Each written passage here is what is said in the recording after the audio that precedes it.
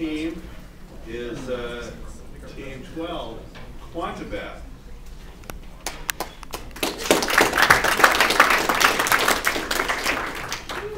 Good morning, everyone. We're Team QuantiBat. I'm Michael Levitt. This is Josiah. This is Joseph. This is Eugene. First, I would like to give a quick overview of our project. So, the problem. There's this fungus called the white nose syndrome that is basically decimating the entire bat population throughout the United States. And we need a way to effectively count the bats without intruding the bats. Okay, our design approach. We're going to use optical lasers to count the bats, and we're going to provide real-time information on the population signals. I would like to go over the white nose syndrome fungus first. So, as you can see with the pointed arrows, the white nose syndrome is the fungus in and around the nose and the bats of the wings. This fungus basically causes the bats to wake up early during the hibernation in the winter and to go out in search of food. The problem is that bats' main food supply, being insect, isn't around during the winter, and the bats will die from starvation. This fungus is basically present all over the United States, but the main problem areas in Tennessee, Oklahoma, and Ontario. Humans, being a possible carrier of this fungus, is basically why we can't intrude into the cave and count the bats manually, because it would just spread the fungus more. Why this is important to us: bats serve as a natural pesticide to plants and fruits, basically meaning that if the bat populations were to die out, farmers would have to spend more money on unnatural pesticides, spiking food prices and maybe even causing some foods to be inexistent for us. The bat population is quickly dying out. In New Jersey already 90% of the bats have died out, and soon quickly other populations will follow throughout the United States. So I would like to pass on the next slide to Josiah, who will talk about our design approach. So currently we're working with Professor Little and Professor Coons. They already have a test site out in Western Massachusetts, which is basically a barn housing bats. The current implementation there for counting bats is using a video camera, infrared video camera, to record bats as they go in and out during the day. Unfortunately, the way to count the bats right now is having researchers look at a video feed manually and count them. There's also video processing right now, but one of the requirements that we wanted to fulfill was for the data to be real time, and with video processing, it would not be real time. So our project is aiming to replace this system using what we would be able to deliver, and hopefully later on this project can be used throughout other more natural environments for bats as well. So we had a few requirements going into this project. First of all, we wanted functionality throughout the entire device's operating region, and we also wanted accuracy in discerning objects. What we have is an entrance and an exit gate, basically. We want to be able to A, detect objects at those gates, B, detect direction, and C, be able to calculate the speed of the object going through those windows. We want this to be non-intrusive. We don't want to alter the behavior of the bats at all, or bring any harmful effects into the environment. We also want this to be cost and time effective, which includes having our project display real-time data on the bat population. And we also want this to be low powered so that there wouldn't be too much requirements wherever this may be deployed. Furthermore, we want to be able to communicate with the outside world. Whenever an Ethernet cable is available, we would be able to. We want to be able to connect to display the data on the internet, so that these results are available for the outside world to easily access in real time. So for our hardware, we had three basic parts to this project. We had phototransistors, which would outline the edge of our window, and we would have line lasers shining onto them as well. My colleague will go into this later on. And we also have some really simple logic preprocessing before we input this into our microprocessor.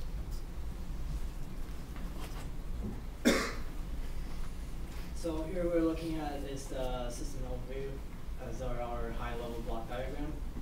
At the test site, we're being provided as a 12-volt DC voltage source, and basically, it will only fit into the Arduino microprocessor, and Arduino microprocessor internally has a voltage regulator. It will give a desired output voltage as wanted to fit into the laser gate and as well as the phototransistor circuits. So as you can see from diagram, at gate 0 and gate 1, which is on either side of the window, the laser gates will pass in the signal to the microprocessor, and the Arduino board will determine whether the bet is to be registered or not, and it will be passed into the SD shield stored in the SD card in the text file.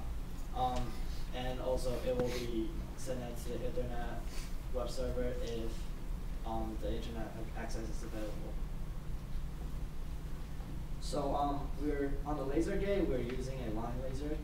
Essentially what line laser is basically a regular laser with a line length. Figure, as you can see, the laser will be positioned on the bottom left corner, and it will, since the fan out angle is larger than 90 degrees, it should cover all the area possible that we needed to. And each black dots are being placed are phototransistors. As the laser shine onto the phototransistors, it will register the voltage, and that's how we use to count whether an object is passing through or not. And this figure will just be a there will be two gates on the window, and so this is our product. So we're using a 17756 QT model of the phototransistor. It's powered by the Arduino board as well to 5 volts. So we are putting into a series. I don't know if you guys can see this well, but we are putting into a series of 2, and the signal will be go into the photodiodes, as when it's being blocked, it will register as a 0 volts. Arduino is actually reading the threshold as 3.3 volt as well. If it's being blocked, then it will read 0. Then if it's not, it will read over 3.3. Then the Arduino boards will register. There's various electronic components that might be a noise, and in this case, we're using a pull-up, pull-down resistors to mitigate the noise problems that we have. So the XOR gate signal, it will take in the output from the phototransistor and it will read in. Initially, we have an implementation where all the phototransistors are in series, and that be proven if one of the diodes are being malfunctioned or it's being blocked, then the whole thing will not work because the Arduino board just reading the object is flying through and it will never recover. So we decided to put on the XOR gate to mitigate that issue. The way the XOR gates works is that when we're measuring the change of states. So if there is one or a few photodiodes are being blocked or malfunction, then all the others will still work, considering if the state of is changing. So I'm gonna pass on to Eugene to talk about software parts. So just an overview of our software implementation. We use an interrupt-driven events, and we're using algorithms to decide what data to keep. We're basically going to calculate the speed of the object, and depending on the speed, we'll decide whether it's a bat or not. And we'll also calculate the direction. And we'll be able to, as I said before, we'll be able to interface with internet, and you'll be able to see the data once you connect to the web server, and the data will also be stored on the SD card. So we decided to use the Arduino platform for our project because of its large support base, and also because the development environment is available on Windows, Linux, and Mac operating systems. And we chose the Arduino Mega 2560. It's basically the brain of our system. And it will process the signals and also display and store the data. So this is kind of the software flow. So when the Arduino is when it's either powered up or if it's reset, it runs the initialization, which basically will start the internet connection. It will also initialize all the pins, and it will set up interrupts. Then it goes into what's, I guess we call it no operation, which is the web server. And then if an object flies through either of the gates, it'll go into next day, which is either one of the gates is triggered, and it'll wait for, depending on what happens here, it'll either go back to the normal operation again, or it'll record the value and then again return to normal web server operation. And I'll go into more details about each one of these.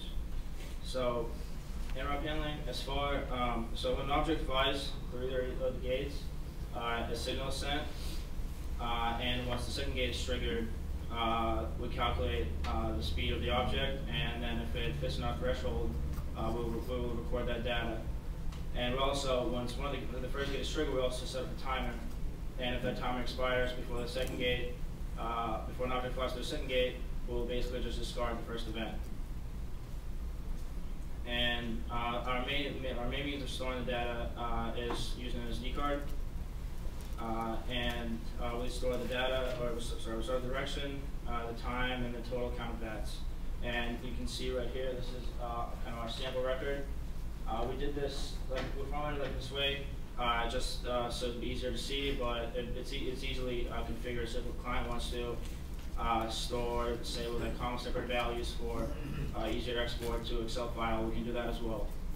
And instead of accessing the SD card every single time an event happens, we're actually writing each event to a buffer in the memory, and then we will write to the SD card every 5 minutes.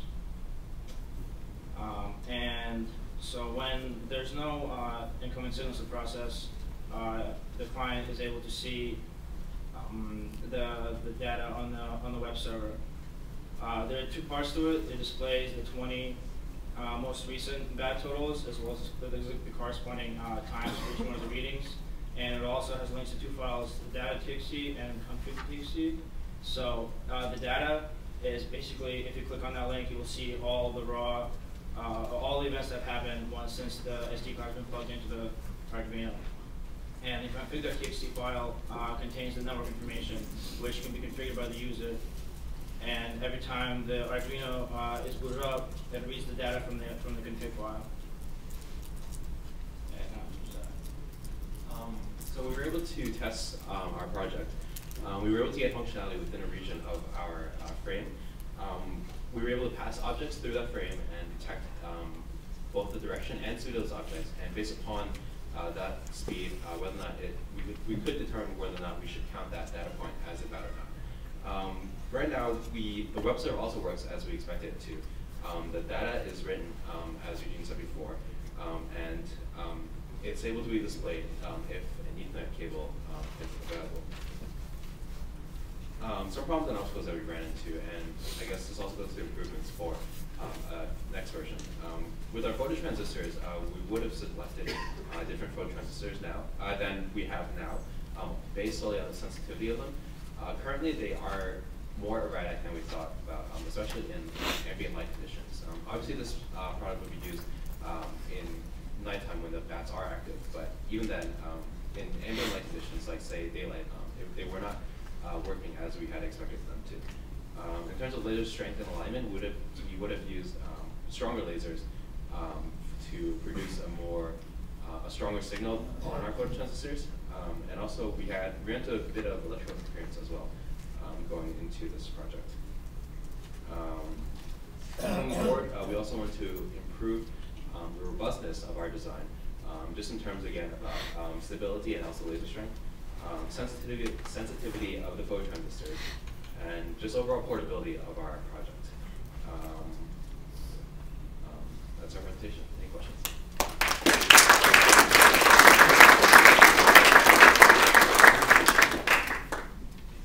Yes. How do you select the wavelength of your laser, and how do the bats react to that wavelength? Originally, we wanted to use infrared lasers, actually. Currently, we're using red lasers, because those were what we found worked with our current phototransistors. In terms of the impact on the bats, bats are, for the most part, unable to see visible light, so they would not be as effective. Is it possible for more than one bat to enter the window at the same time? How does it deal with that? Currently, our frame width is about 14 centimeters,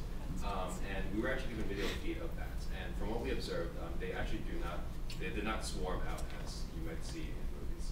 So that was something that we figured that was not at least a normal case scenario.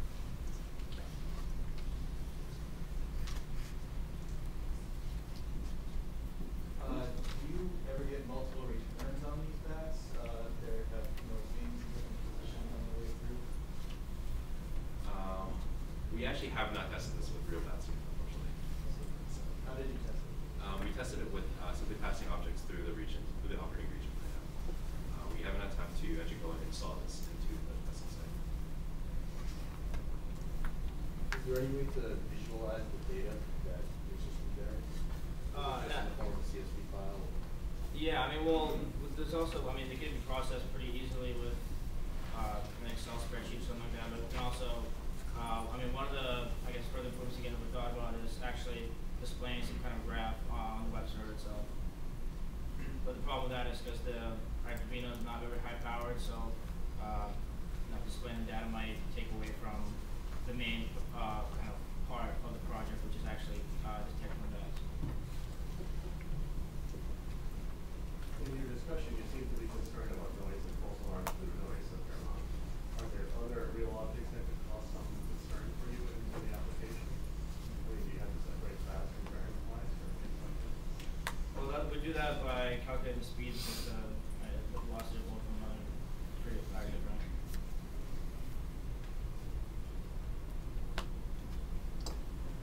So based upon like your window design, you have like the laser in the bottom left-hand corner. So if a bat were to like, I guess, fly out right in that corner and see if we can interrupt multiple bats, does that register as multiple bats flying out or a single? Because as Joseph was explaining before, with our X-ray gate design, we don't really care anymore about like say if it's registering like voltage high, voltage low. We actually only care about if there's a state change between like high or low.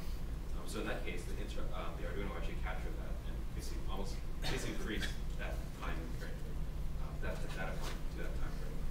So if a bat were to cover multiple points, we would only capture it as one data point, which is, I guess, good. Okay. So I'm wondering how that differentiates if you have two bats flying out.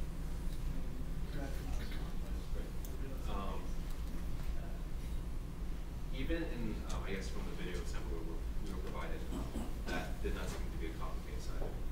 From our video feed, which unfortunately don't happen to be, they were basically flying, singing individually. So. You said you had part of the sensor field working? Yeah. So one of the problems we ran into was that because of the way the line laser works, it disperses from a single point to a straight line. It's still relatively strong, but unfortunately from like points that are farthest away, we were, especially in ambient light, we weren't able to get those parts working noise free with the rest of our sensors. So basically closer to the beam source for better. Yeah.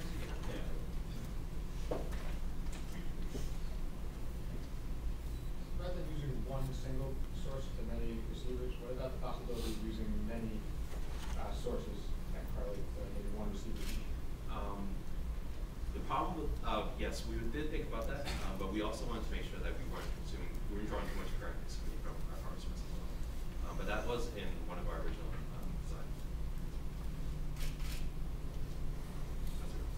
How would you recommend, say, in a couple of months when people are going to test this, that they conduct a test to see if this is a good system or not? We would recommend them test it against what they have right now. So I guess like against current methods that they do and comparing the baseline activities, the data collected from code and seeing if they correlate accurately. What do you think is adequate correlation? We would like to have at least 90% accuracy, if not higher, for between our implementation.